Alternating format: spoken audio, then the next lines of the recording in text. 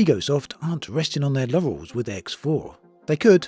You could even say they deserve to sit back and rest, but they aren't doing that. Instead, they're going back into X4 and fixing it. And don't discount what that actually means.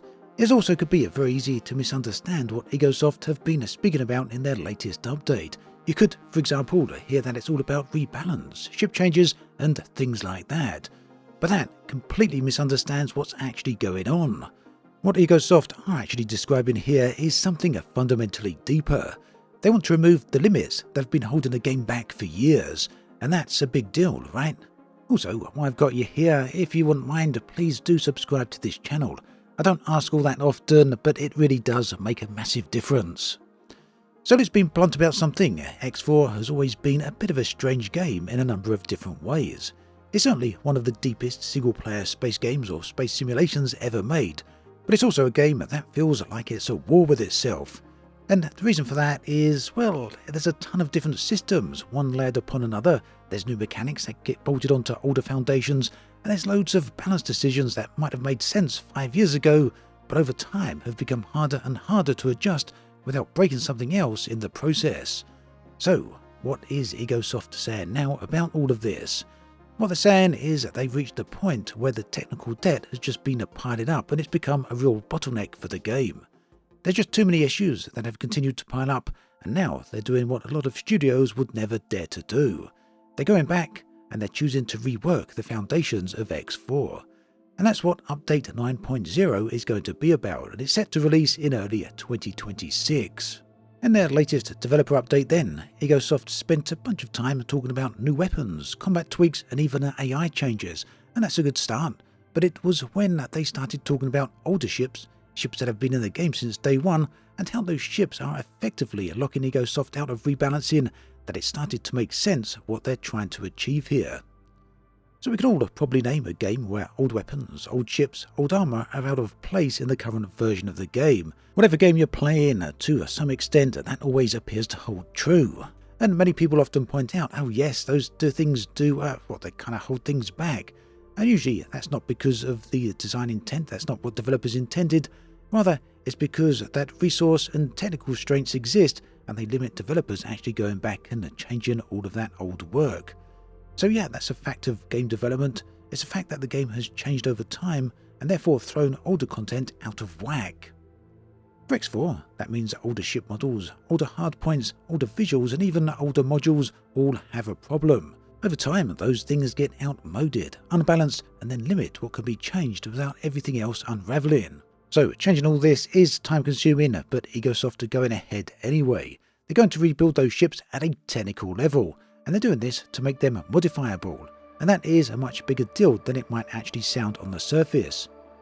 So the thing is that once as a developer you revisit the ships themselves, suddenly rebalancing over 250 weapons takes on a very different perspective. In other words, this is something that is a genuine rethink of combat across the entire game.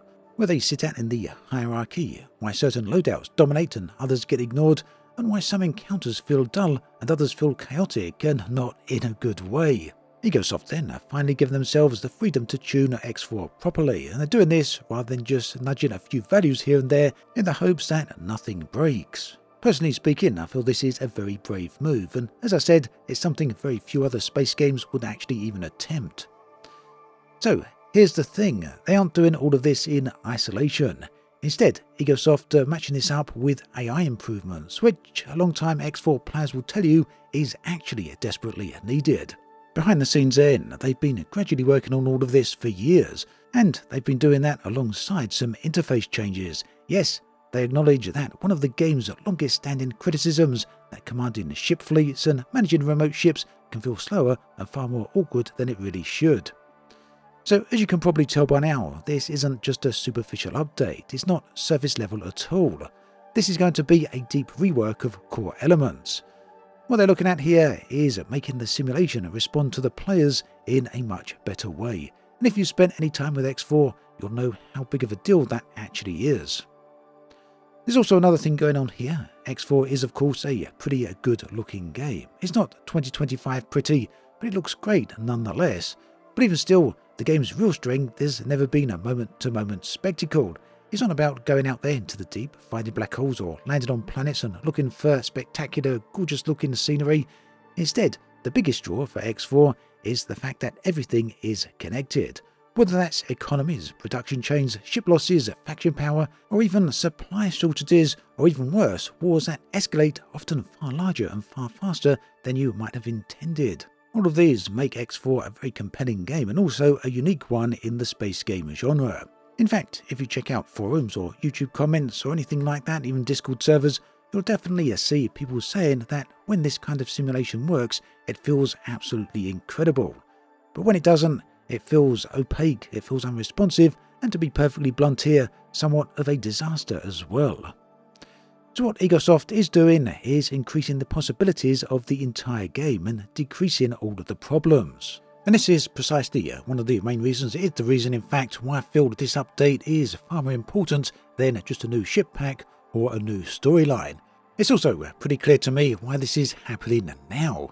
X4 as a game, well, let's be real, it's not a young game, is it? It's in the long-running sandbox, we've had it for years now, and there's a lot of accumulated complexity here. And at some point, every system-heavy game reaches a branch in the road. It either freezes and it doesn't progress anymore, or you just add a load of content on top of it, and then, well, that doesn't work in the most ideal way.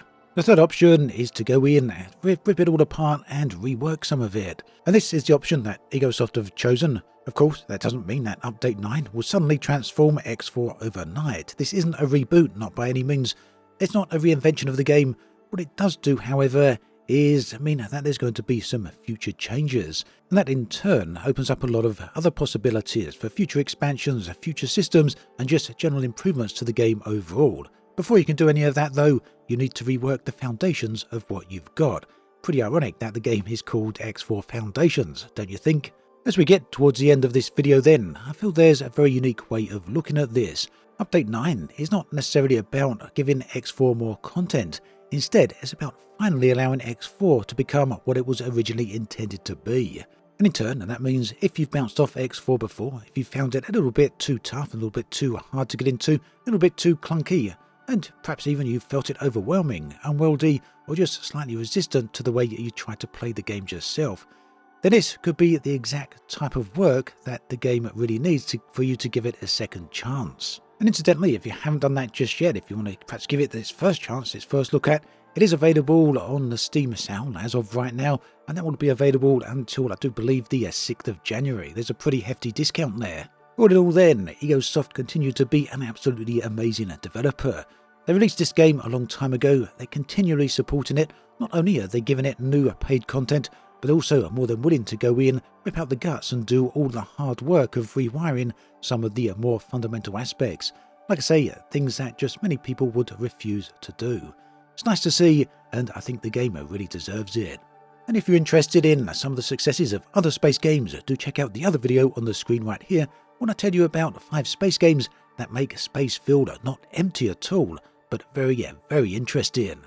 Thanks for watching this video all the way through. Do take care, and I'll catch you next time.